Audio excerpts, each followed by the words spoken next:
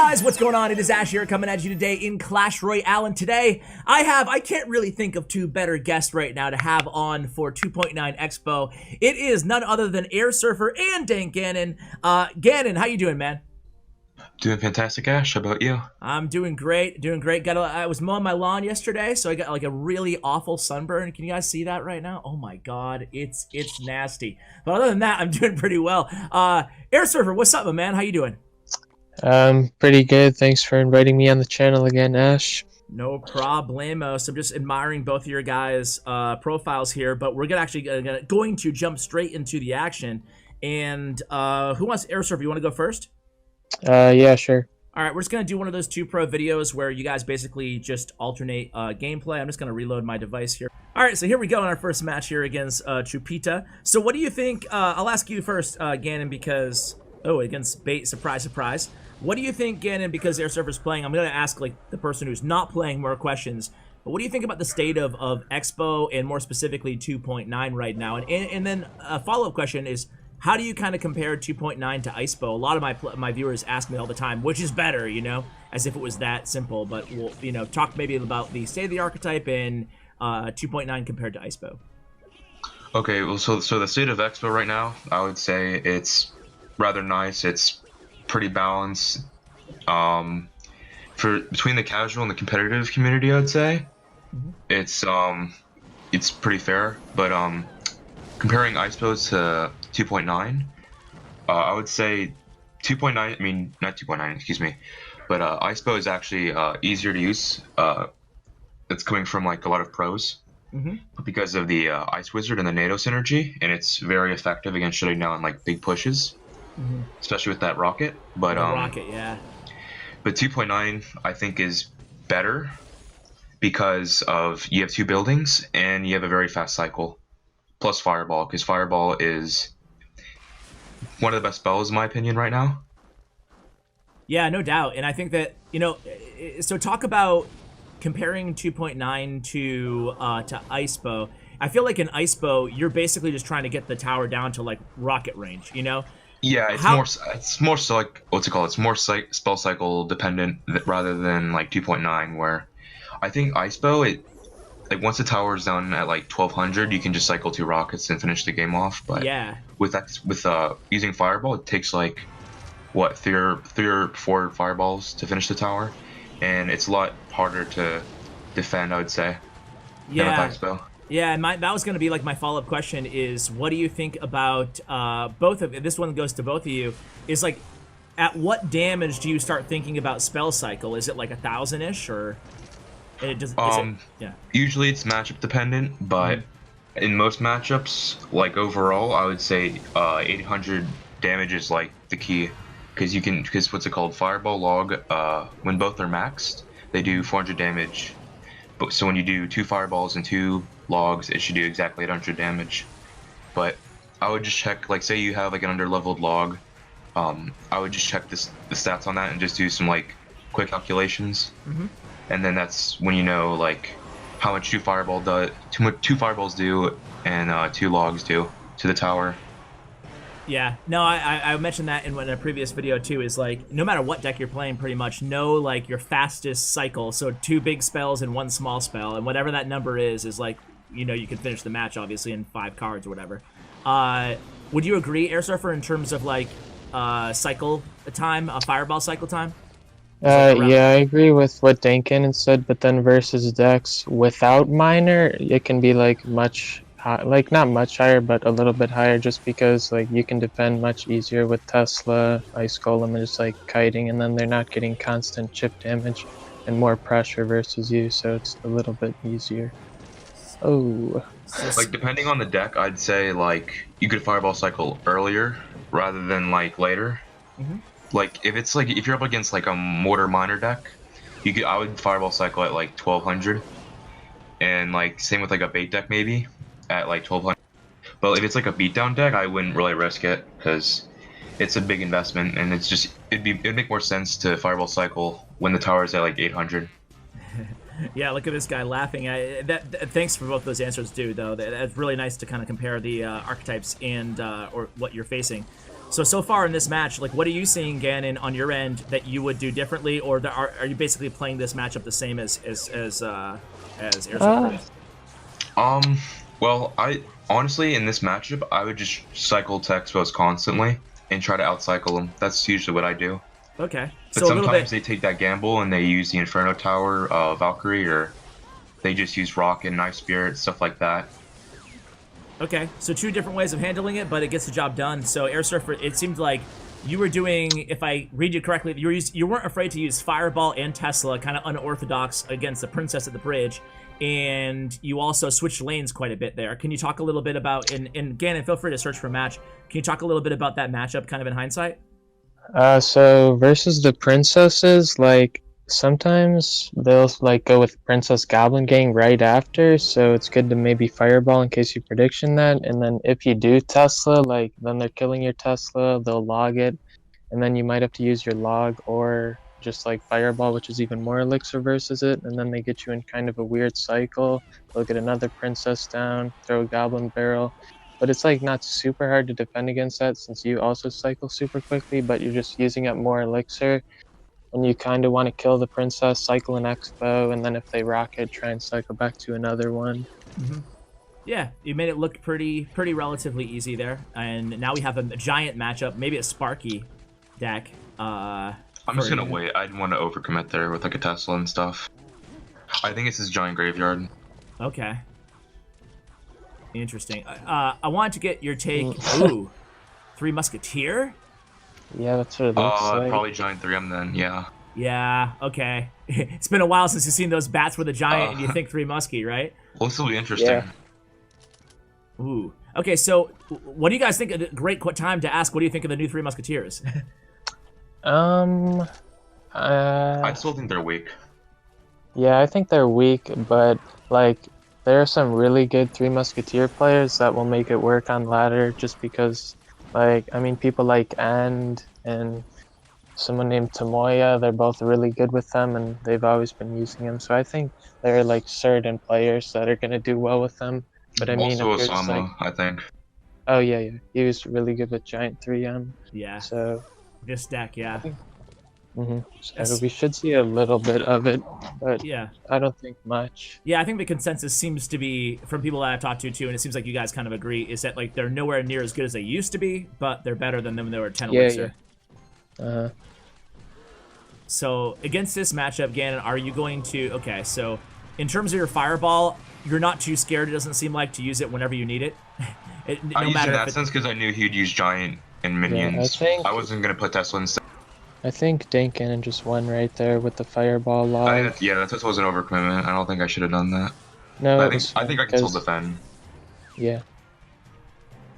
This is pretty much my game now. Yeah, for sure. AirSurfer, I'm curious as to, you know, when you're playing like CRL and stuff like that, and when you're playing a tournament level standard or in global tournaments or whatever, are there any major differences to the way you play 2.9? Are there any? Obviously, you can't Fireball cycle as easily, but anything beyond that?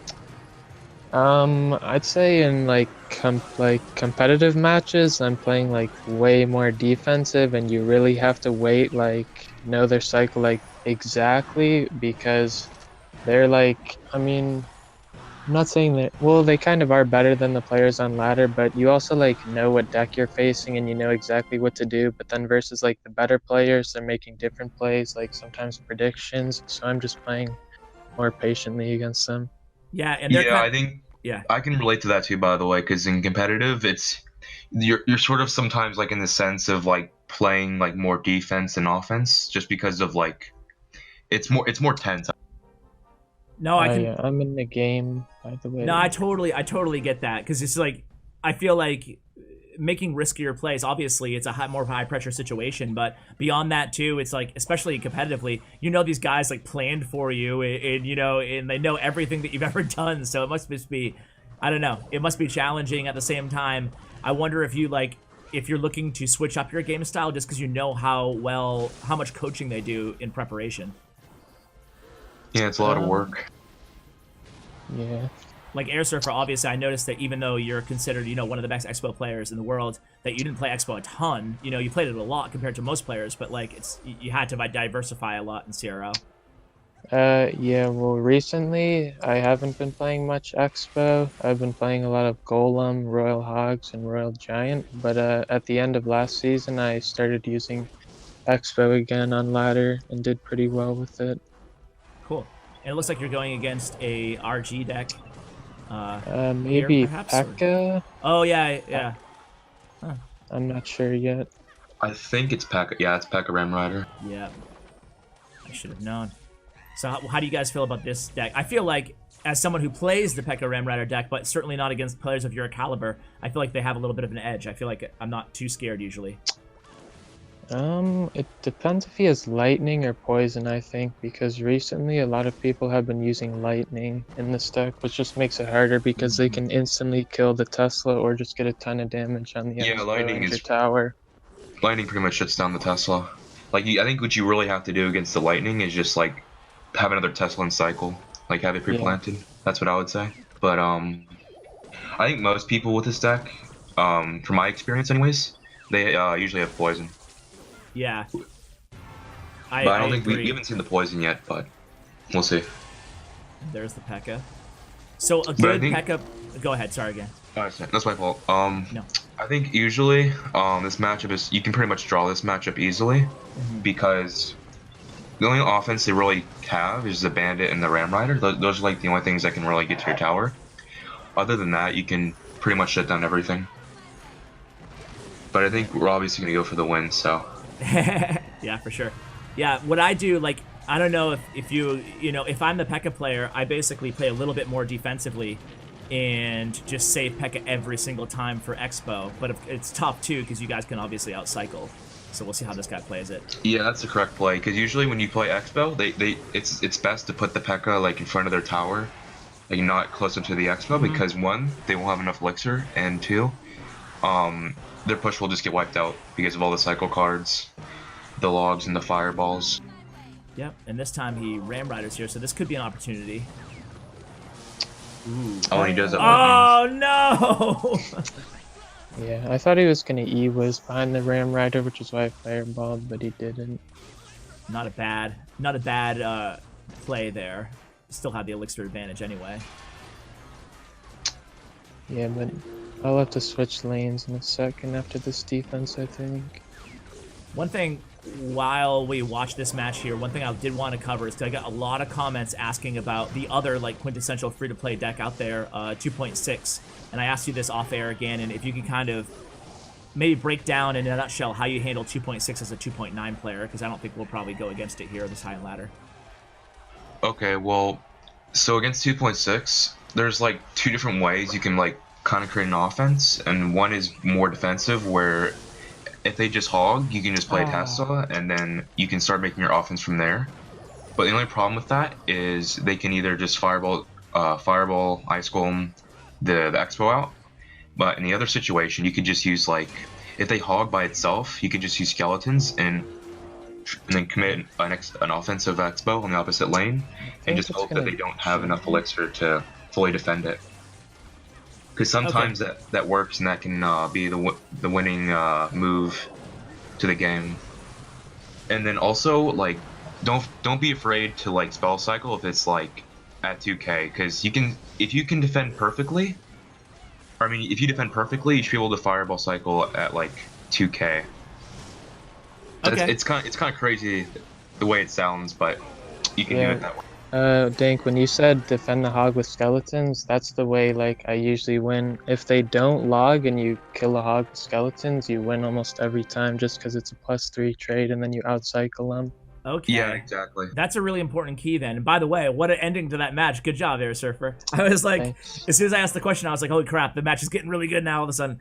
But yeah, just to review there, so sometimes getting that, and again, feel free to search too, sometimes getting that positive elixir trade just off that 3, like you said, is enough to give you the leverage in the match and cash in on just Expo cycling. Yeah, but you can also lose because if they like prediction log that, then I mean they're getting a ton of hog damage, and if they end up defending your expo, then it's kind of like they'll keep defending and like slowly spell cycle you down. But that's kind of goes like both ways. If someone breaks through a little bit, then they'll just try and like slowly chip them down with logs, fireballs, like one hog hit or a little bit of expo damage. Got you. Is there any matchup out there right now that you guys will, you know, well, why don't you talk AirSurfer a little bit about Golem? Because I was going to ask, like, are there any matchups that are so challenging for you guys that another 3 muskie that are Dank Ganon's going to really have this down here, man? It's probably been a while, and they got 2 back-to-back. Interesting how he split first play. Yeah. Yes. Yeah. Okay, so versus Golem, I mean, it's like really difficult, especially if they're good with Golem because they know exactly what to do. Like, they're not going in like really early. They're Goleming into your Expo every time and then like breaking through the Tesla with like if they have lightning or just like building up support troops. But like kind of the only way to break through with Expo is if it gets the double elixir and they're just Goleming because like I don't know, they can like in the middle on their side. You have to go Expo opposite lane, but at the same time you don't want to if they have Mega Minion in cycle, because if they Golem, you Expo opposite lane and they go Mega Minion right on the Expo, you really can't kill the Mega Minion without using archers and then blocking with skeletons. But then you're down elixir and you don't have the archers or skeletons to chip the golem down. Like, even though you have Tesla, it's not going to kill it fast enough. And then, I don't know, they kind of break through the Tesla and then they're just spamming you. And then they get through. And then, I don't know, they just build up like an elixir advantage off that and like slowly break through every time. But you can kind of win in single elixir. Like, if they put something of 4 elixir, like in the back, like you cycle archers and they go baby dragon in the back, you can go Expo opposite lane and they can't get the golem down. But it's also a risky play if they go like Mega Minion Bar Barrel right on the Expo. They're going to kill the Expo and be up a little elixir. And then your Expo's out of cycle if they go golem in the back or something. So it's like super difficult versus good players, but you always have like a small chance to win in single elixir, I think. Yeah, no, that's a pretty good assessment, I feel like, of the matchup. I feel like, right, it sounds like you can hopefully play for a tie if the player's not a beast, and or you can be a little bit risky if you want to and try and single elixir strike. Yeah. So this matchup looks to be not over yet. What? Yeah. That's terrible. What are you seeing in this one, Ganon, so far? I'm just trying to like fireball cycle, but he's applying a lot of pressure. Interesting. Do you guys expect to see like 3 muskie used in like CRL? I doubt it. Yeah. Yeah, I don't think so. Well, I think you got this win right here, easily. I like the patience still on that fireball. Like, you weren't afraid to use a defensive fireball. Okay, he's given up now. Yeah, you can 3M at the bridge as well, because honestly, that's just the problem with 3M right now, or with the new 3M, is the deployment. Yeah, you can't. Yeah, you basically have to use them behind King Tower or in front of King Tower if you know they don't have like fireball zap in hand or whatever. Because I think in like Giant 3M, for example, it's much more effective rather than like a 3M pump cycle deck with like the bridge fam.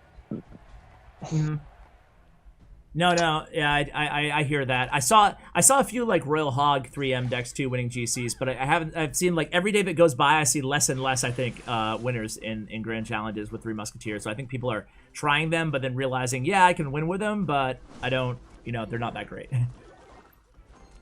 So here we are against what runs Valkyrie and Baby Dragon? Yeah, Graveyard, I was gonna guess. say Graveyard. I'm assuming it's like Graveyard Freeze. Oh. Ooh. Okay, so maybe an aggressive fireball there. How do you generally play? Do you generally go same lane or opposite lane? Opposite lane against Graveyard? Yeah, usually opposite lane, but I don't know. Sometimes versus freeze, you want to go same lane just because if you use the Tesla on defense, you can like protect it a little and then set up an expo like with it in the same lane. Okay. Ooh. Wow. Okay. That was Well, yeah. I was a- kind of wanted to see what he had. I was about to drop a Tesla, but then I didn't. good call. So interesting to see Graveyard, Valkyrie, and Bowler. Should kind of see like one or the other, or It's neither. kind of like a weird version of Splash Shard, I think. Yeah. So But I don't think it has NATO. while we have like a little bit of a lull in the action, can I just go like rapid fire go over a few popular decks and see if you guys prefer to go same lane or opposite lane? Sure. Yeah, sure. Cool. So we already talked about Graveyard. About giant decks. Opposite lane always, pretty much. Yeah, unless you have a lot of damage, then you can go same lane and kind of like log cycle them out, especially if they don't have minor, but usually opposite lane. Okay, how about minor poison, like minor control? Opposite lane. Yeah, and if they're going same lane, then you'll have to end up switching lanes throughout the game. How about that annoying balloon deck or balloon freeze or Pompeo balloon deck, something like that? I think you're always going opposite lane against almost like any sort of meta deck, I would say. Okay. But yeah, I'd go opposite. So talk about any same lane. Is there anything same lane then? That maybe it's an easier way to ask it, right? Not really. Yeah, generally you don't really go same lane unless Lava Loon. I mean, just like if it's like a Lava Loon deck, just like Lava Hound Loon, then I would go same lane. But if you're talking about like a Lava Hound deck, I would still go opposite lane because sometimes the exchange against a Lava Hound deck can be like really bad if you go same lane. Because they'll just eat the damage and they'll just use support troops on your expo. And they just stockpile a huge push. Okay, so normally against a Lava Loon traditional-ish matchup, though, as soon as they drop that Lava Hound, you're going same lane expo immediately. You can go same lane, yeah, same lane. But sometimes there's like this unorthodox like way of how I deal with Lava Loon, but I don't really do it as much as you. Because what they can do sometimes is they can put the loon on this corner tile and they just use like minions to push the loon out of the way. Yeah. I saw it. Yeah, Carl the Legend was on the channel recently, and that's the tactic he uses. Yeah, it's very smart play. Okay, so just to be clear, so what's your strategy against that? You do like what's the unorthodox strategy that you do to combat that? I play Expo on like this weird tile. Like I couldn't describe it. I would have to like show you in game. Yeah, I'll show you before the video ends. Then we'll do that. I can use like a friendly or something. I can show you. Cool.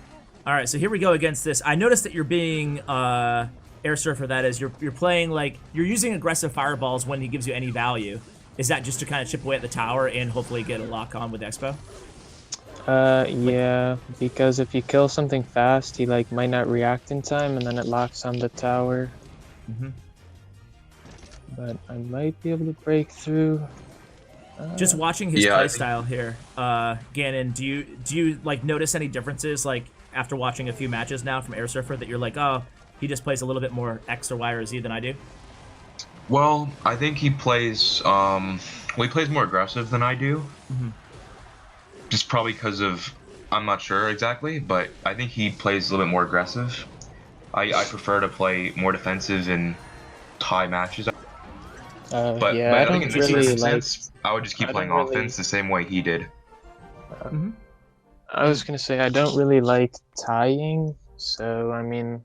So you're going for it every time. I get you. Because I don't think you played one defensive expo in that match at least. I don't think either of you have played defensive. Yeah, I mean I probably should have just because it's really good versus Graveyard and Fireball in general. But I mean, I don't know. Yeah, because I think what you could have done, this is just like this is just like a suggestion, but like you could just like play defensive expo, and then if he fireballs it right, you should be able to cycle back to like another expo. Yeah. But I mean, you didn't have to do that, but it's just a suggestion. Yeah, his deck was pretty weird too, so. Yeah, well, hey, it worked. So, again, let's do one more? Yeah, sure. Sounds good, man. Okay. All right, so here we go. This is going to be for an undefeated video against Trainer Oh, Monsens. What is the O he, for? he might be using Expo. I don't know. Ooh, okay. He usually does, but he might have switched. All right. I was gonna ask if you guys wanted to go head to head with Expo, but then like I can't think of like a more boring matchup. But what do you guys feel about Expo versus Expo? It is kind of boring, but I don't know. What are you trying to do when you go Expo mirror matchup? Are you trying to be first? You're usually playing like aggressive. Yeah, you gotta be aggressive and also react like super quickly sometimes. But it's also risky to Tesla because like you guys can like both sides can protect it like easily. So if they both Expo use it. before you Expo, is the proper play to defensive Expo? I am not sure if it's better to defensive Expo or Ice Golem and then Fireball Log because that's what I used to do, but now with the Expo health buff, I'm not sure if that's still the play to make. Look at this deck. Yeah. I haven't played Expo Mirror in a while. I'm just gonna let this mortar go. Yeah. So it's kind of like a weird version of Macarius type deck. Yeah, I think he has Fireball, Snowball, or maybe Log. I don't know. I think this is an okay trade. I think this is more effective. Yeah, that was good. Yeah, I like that. And it's kind of like those are tough decisions to make, especially if you're not someone who's like really played a lot of 2.9, but just to know when to let something go and not defend and go opposite lane. Is it just because is the best answer for that just because you knew you didn't have like an incredible option, or you knew he'd have to use his hog, or like what went through your mind there that made you decide to do that? I think he's overcommitted on offense. Okay.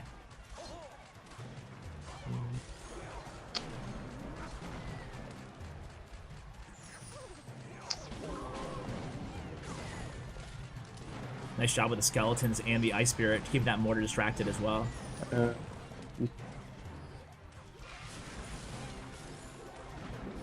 Well, I mean, I'm guessing he has Fireball, so I was just gonna say, are you gonna defensive Expo? But you did. And why is it a good move to defensive Expo when he has Fireball? Fireball like So isn't you the have Fireball's, best like, versus without. Expo. Yeah. And I also noticed you fireballed his strong side tower when it had the mortar there. I'll let you deal with this, but why? Because I didn't want him stacking up like too much. Okay. I Ah! How did that hog still get a hit?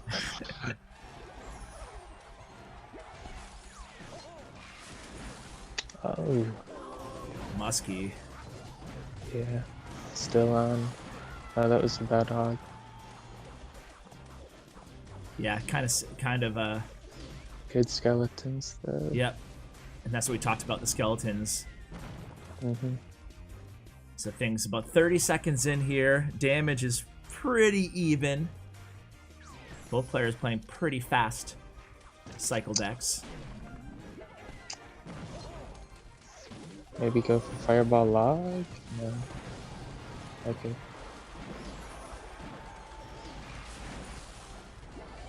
Okay, okay. Hmm. Ugh, this mortar's so annoying. You're up a tiny bit, so I don't know. What if he hogs?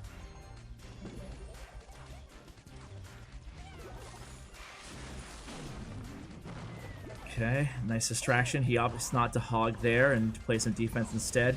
He's gonna Oh. fireball. Ooh, I think you just won. why is he? Yeah, you won. Oh, wow! Oh, I don't know what he was doing. Jeez. I So, think that was very greedy. I think what he was trying to do is trying to fireball cycle me. Yeah. I think he thought he had enough damage to defend. fireball cycle. wow, man, that was crazy. I thought he had you there for a moment. Looking back on that match, is there anything that you would have done differently, knowing that, you know, I don't know. Well, I think I kind of let him get too much damage towards the end. Yep.